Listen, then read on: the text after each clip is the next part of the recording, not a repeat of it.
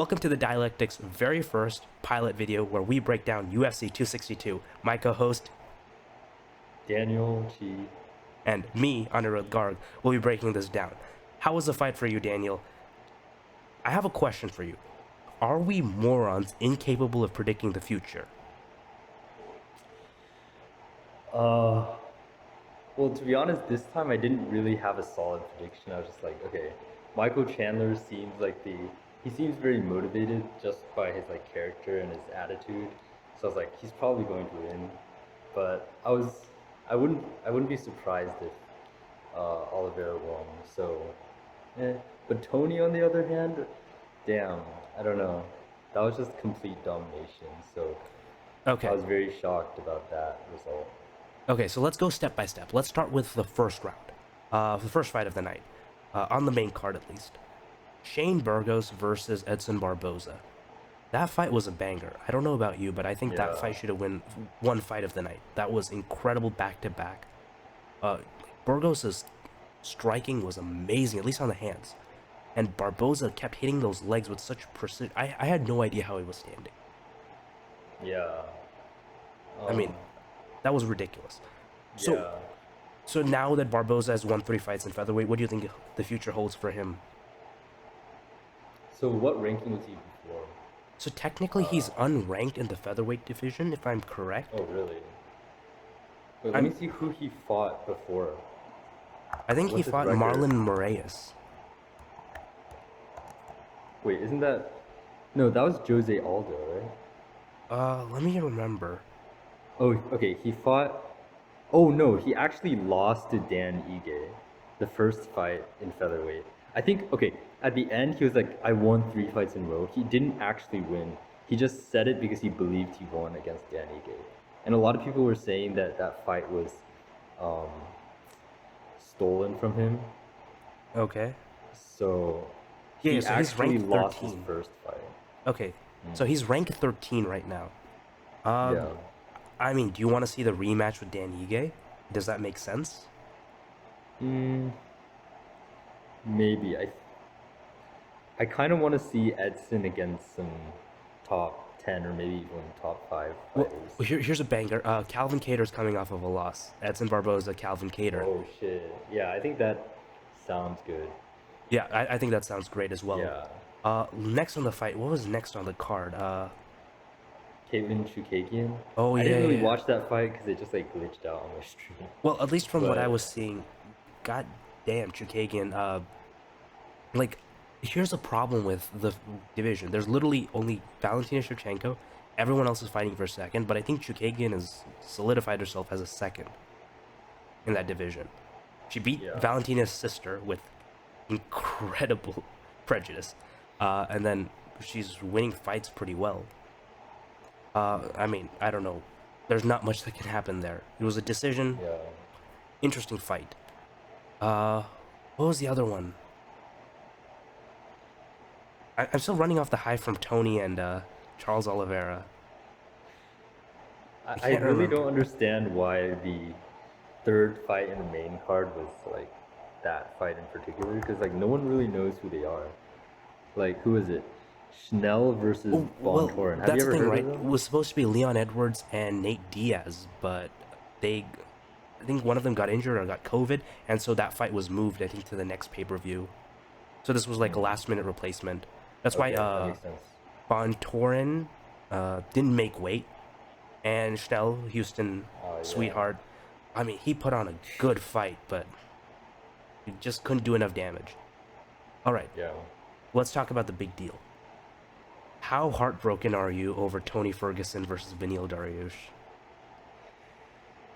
It's always like really sad when a fighter loses twice or just loses hugely in dominant fashion, and then they have their hopes up again to like make another run and then get demolished completely again. So it's like, Tyron Woodley. yeah, exactly. And also Cowboy too. That was like really sad. Ugh, my heart still aches for Cowboy. Man, this fight was so Yeah. tough to watch because I kept thinking, okay, Beneil Dariush is entering the guard. We've seen this before. Tony Ferguson surprise triangle. But Yeah. here's the problem: Beneil Dariush is so good at grappling.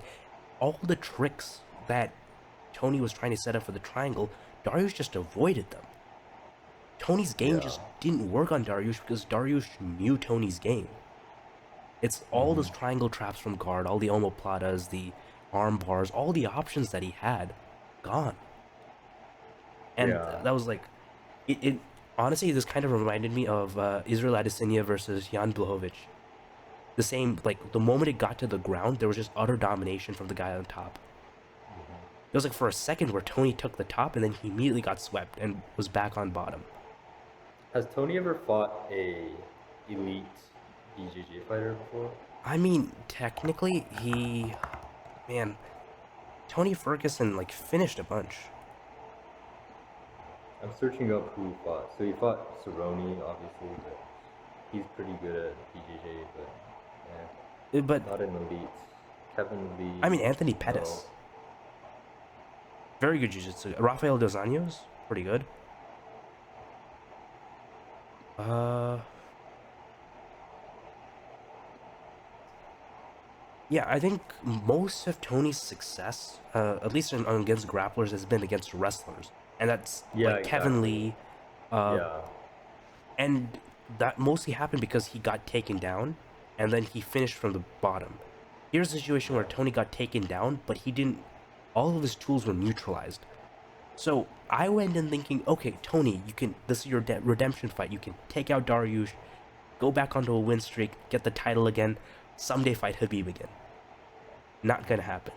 I am utterly destroyed. Tony Ferguson, he's an older guy. He's 37 years old. I mean, he's got the chin. He's got the crimson chin, but I don't think he can keep fighting. Yeah. Does the And UFC also, cut I him? guess, um, he, well, he's still like probably in the top 10, maybe top 15 at this point after this fight. But Like, who so is he there's gonna still fight? plenty of fighters that he's better than, but I mean, it's kind of like the release of Tyron Woodley. You know, like he could probably beat an unranked fighter, but because of his sharp decline, the UFC was just gonna it's a release him. depreciating So, asset. You want to get rid of that so the space is empty for you to promote some new material, hmm, right? I mean, the time that you could spend promoting Tony Ferguson, you could spend on a Sugar Sean O'Malley or the new champion Charles Oliveira. So I feel yeah, like, at least from the UFC's perspective, Tony's a deadweight loss, I guess. which is very Yeah, I sad to guess say. um, it depends on where their hype comes from. Mm-hmm. So, if the fighter is just, you know, like for example, I don't know, who is it? Uh, Jeremy Stevens or someone who like, you know, he's probably not gonna win the title, but he's just like a banger and he always shows up to fight. Mm-hmm. Um, then even if they're like, you know, has no chance for the title, they're probably not gonna get cut, and the UFC still sees value in them. But like Tony, he's But here's the always been problem. an elite fighter, and like But Tony's all the last two hype is fights like were he's not gonna. bangers. Mhm, that's true. I mean, the problem with T Wood wasn't that he was losing. The fact is that he was losing by bigger and bigger margins. First, he got dominated by Usman, then even more dominated by.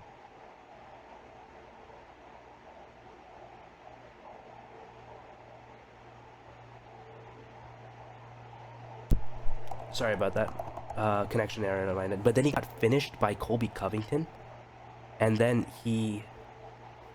Well, I mean, now he just lost against the last guy. Hey, are you there? Yeah, it just kind of cut off. Okay, yeah. It's okay. We can just splice it, right? Yeah, that's fine. So because of that, like I, I don't know. I'm not too optimistic about his future.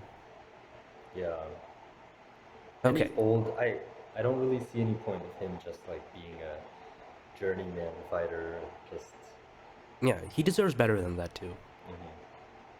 yeah, it's such a shame because he had a 12 fight win streak and like he should have gotten the title shot. He should have fought for the title, but he never did. And now he's suffering a huge setback, and it's like bad timing almost. Yeah. We never got to see Tony versus Habib, and I don't think we ever will. Yeah.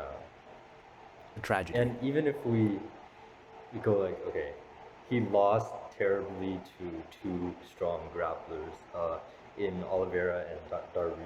Mm-hmm. Um, we can just confidently say that he would have gotten demolished by Khabib. Yeah, But there's still a without a what doubt. if in our mind, you know? So Like, I think the Tony we saw today is not the same as the Tony we've known for years. exactly. So Tony, like 3 years ago, I think there's a chance he could have beaten Habib. Now, none. Yeah. You heard the commentators saying something about how when Tony was young and crazy and athletic as hell, he could pull off these crazy unorthodox things against and still win. But now like, you know, Well, because of his age and stuff, and so this is he's the fighting like better fighters, he has to rely more on fundamentals, which he lacks. so what was the enterprise of El Kakui? It was that he would keep coming after you and he would never get tired. He had a gas tank like Nate Diaz, like Colby Covington. We saw him gas out in this fight. That's where his age showed. It wasn't his chin, it wasn't his speed, it was his gas tank. Which is, Wait, did he really gas out? Or yeah, was it just- against Dariush, he was struggling, gasping for air. I could never even I- fathom that. I really don't think it's because of his cardio, because I mean, Dariush was just smothering him the entire time. I think I even mean- a younger Tony, if he ended up in that position, he would have. Kevin Lee gasped smothered for him. air. Kevin Lee smothered him. But definitely not to the same extent. He Worse, got it was a mounted longer to, like, fight. What, two? It was a five round fight But he only got like taken down and controlled on the ground for like for most of the fight. less than Most of the ground most of control the was fight? most of the ground time, which was a substantial amount of time. Kevin Lee was dominating. Kevin Lee won, I think, 2 or 3 rounds. I don't think it was that long though. Like I think on it the ground. ended in the 4th round, I believe.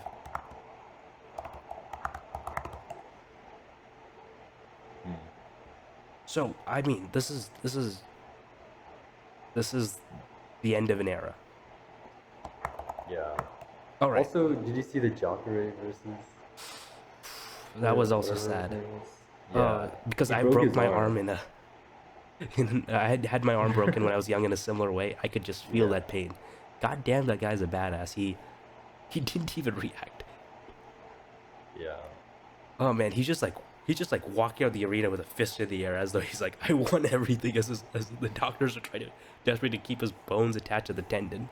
Yeah. Oh man, they're built different. Jacare is just built different. He's older. I mean, he's getting tired. He's no longer the crazy champion he once was. But goddamn, he has heart. It was terrifying. Yeah. I What did you think still, of I can still Tony hear the Ferguson? snap. Yeah. What did you think of Tony Ferguson's not tapping to that heel thing? I was so scared for him. I was like, Oh man, that was awful. You could see the agony, and he just wouldn't tap. I'm like, I can't comprehend Tony Ferguson ever tapping. He didn't tap when his arm was nearly ripped off by Charles Oliveira, and he didn't Yeah. tap now. I was just thinking, what's going through his mind right now? Like, he's probably going like, fuck, I'm gonna get my legs broken, but my pride is more important. This is like a matter of dignity. Like, I'm just not a tapping type. I'm not a quitter. I'm just gonna keep fighting no matter what. And I think, at least in that extent, or in this particular instance, he did still maintain his old self as, you know, just always going forward no matter what. Because he didn't tap to that heel hook. That's like crazy. No, that's definitely. But I think if that's how he fights, I really hope that's not how he trains. Because if that's how he trains, that would explain a lot. Yeah, maybe he's like destroying his body. He probably has like injuries that he's like I just mean, battling. we know he's destroying his body. We've seen his training videos. Yeah. Oh man, such a sad state of affairs. All right, let's talk about Dariush. We spent too much time moaning about Tony. Like Dariush, he came to play. What do you want to see for him next?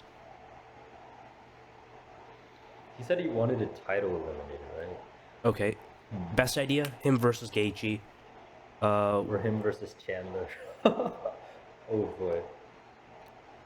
I feel like Chandler needs to do stuff to get back to the title conversation. I actually thought he fought like a pretty competitive fight though. Okay, when we get to that fight, when we talk about it, I think we have opinions on that.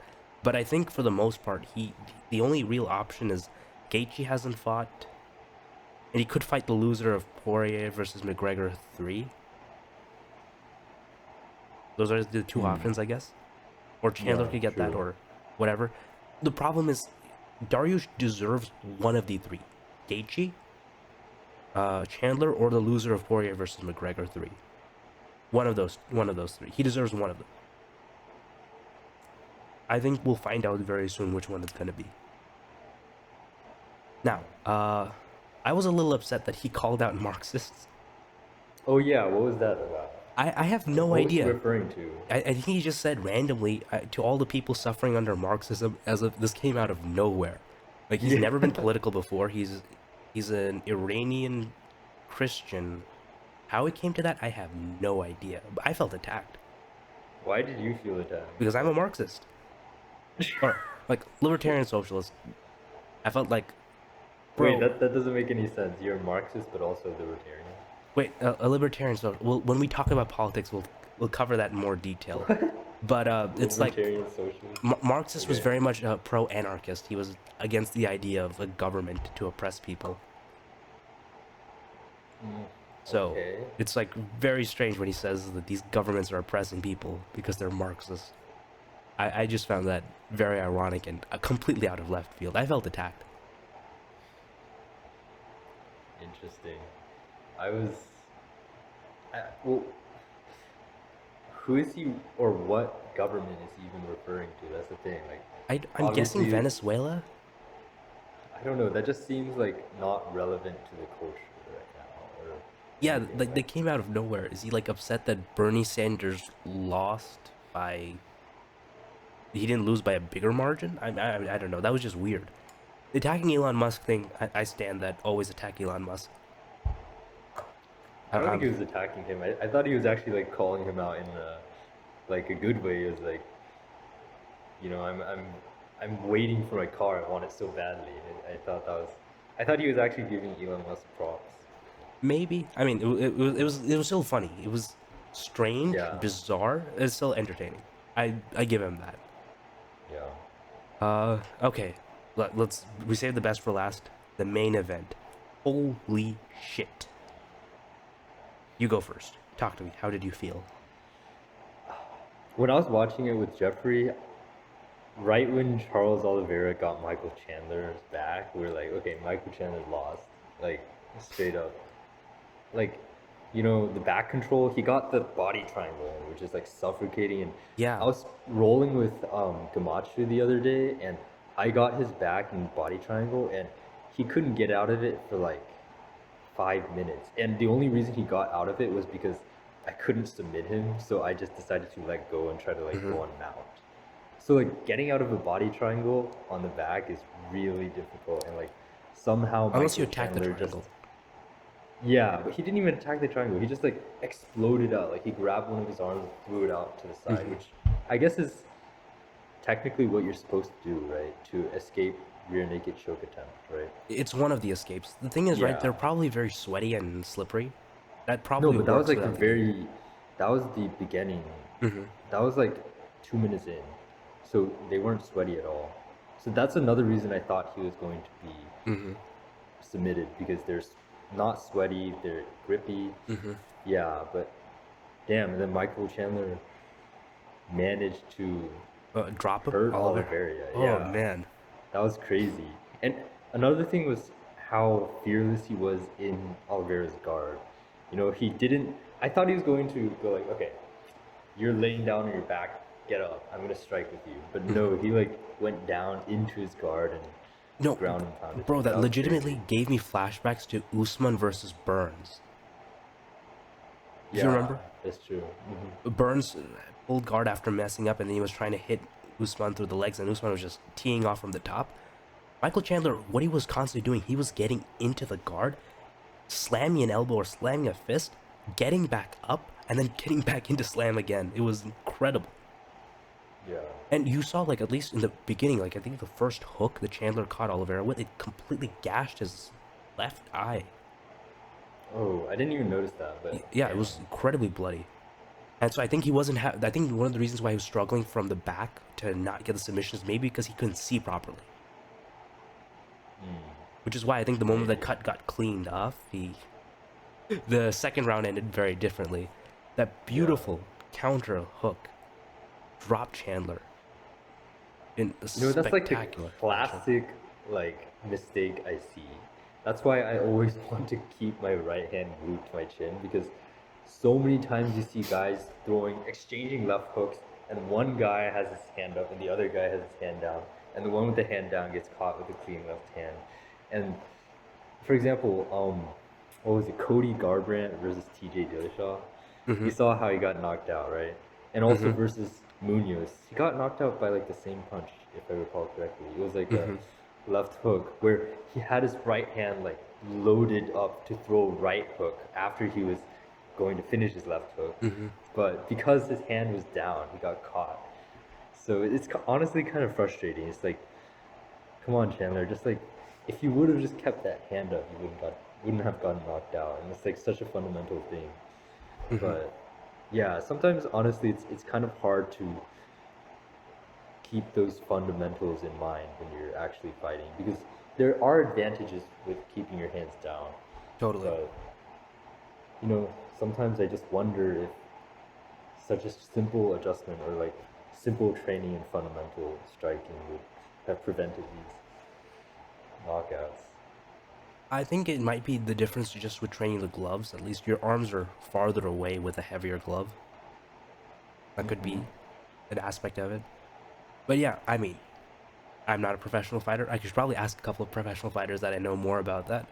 Yeah, you should ask them like why so many people don't have their hands up when they're training. I mean, for the most part, I think they do. We just don't. At least when you're throwing punches, you're not immediately bringing that back up. Whether you're trying to tee off for another punch, bad habits, or in the heat of the moment, you're trying to readjust yourself or trying to get a little extra torque. All of that probably plays a factor in the reason why you can't be perfect in getting it back in. And sometimes people just exploit it. Mm. I feel like more often than not, people just ignore it or don't have the position to exploit it than actually benefit from their opponent failing to bring their harm back in. Okay, maybe. Now, I think it might just be a consequence of the way that they fight. Hmm. So, Mm. unfortunately, man, Charles Oliveira, that counter hook dropped Chandler, and man, I screamed so loudly I woke up my dad. Oh shit. I was so excited. He yelled at me a little, but I was too happy to care. Ah, so you're rooting for Charles, right? I mean, You thought I know, Chandler I would. see. I thought Chandler was gonna win in the second round. Second round, I thought Chandler's gonna knock him out. I was so wrong. I was so wrong. Yeah. Mm. I didn't predict a single fight correctly on this card at all. Yeah, let me see if there's any fight that I thought Lando Venado was gonna win. That was probably the only fight that I got correctly. Which one? Sorry. Also, I wanted to ask you about like Chukagian.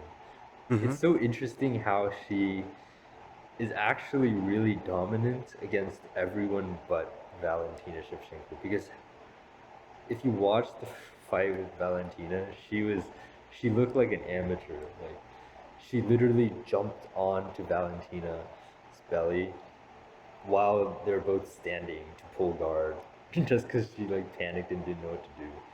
Like Well, it's just crazy. so I want to offer you this. In Valentina Shevchenko's record, there's only one woman who actually went the distance. Or sorry, there are only a couple of women who went the distance, and only one who's won a round against her, and that was Jennifer Maia. Up until then, Caitlin Chukagian was probably one of the best performances against Valentina Shevchenko, surviving to the third round. Really, you think so? Yeah, Hmm. so she was actually one of the better performances. This is a testament to her because she was able to survive that long with the bullet. That's kind of the problem. Valentina is so amazing. What do you do with her? Have her fight? Yeah. I mean, what? The only option is we can have her fight Aljamain Sterling. Fight Brandon Moreno. Maybe. You know, I actually kind of wonder who would win against that in that fight. Or okay, who do you think would win? Um, what's his name? Benavides or Valentina Shevchenko at Uh, 125? I mean, if it's the same weight, I'm gonna be impartial to the man just because at least weight cutting is going to be easier. He's going to be bigger going in. Uh, difference in musculature, difference in power generation. It's not impossible for Valentina Shevchenko to win. There are many powerful women who can win. I just, I don't really see what she has on him. I feel Yeah, like all the just physical characteristics go one end. Skills, that's hard to say. but I with think nut shots, that changes the game. Without cup. I don't know how much that would change the game. Other than I'm pretty sure that Joseph Benavides wouldn't want to fight if that was the case. I wouldn't. Yeah. So I don't know. But man, this was a strange night. How do you feel about the crowds in Houston? Did you get any anxiety for seeing all those people close together without masks? Not really. I don't know. I'm assuming most of them are vaccinated, or a vast majority of them. Otherwise, they Yeah. wouldn't come, I unless mean, they're just stupid. a lot of people are refusing to get the vaccine. Yeah. But I think we're at the point where we just don't care if people get COVID anymore because our death rate is so low. Yeah, exactly. But man, yeah, And there's so much energy. yeah, we were planning to go, but nah, it's so expensive. I mean, yeah, it was expensive, but hopefully things will change because at least in Houston they didn't fill out all the seats because I think of COVID guidelines they had to leave a couple open. So hopefully the next ones in the future might be a little cheaper. Yeah, that's true. Well, I think that concludes it for our recap of UFC 262. Do you have any final things to add, Daniel?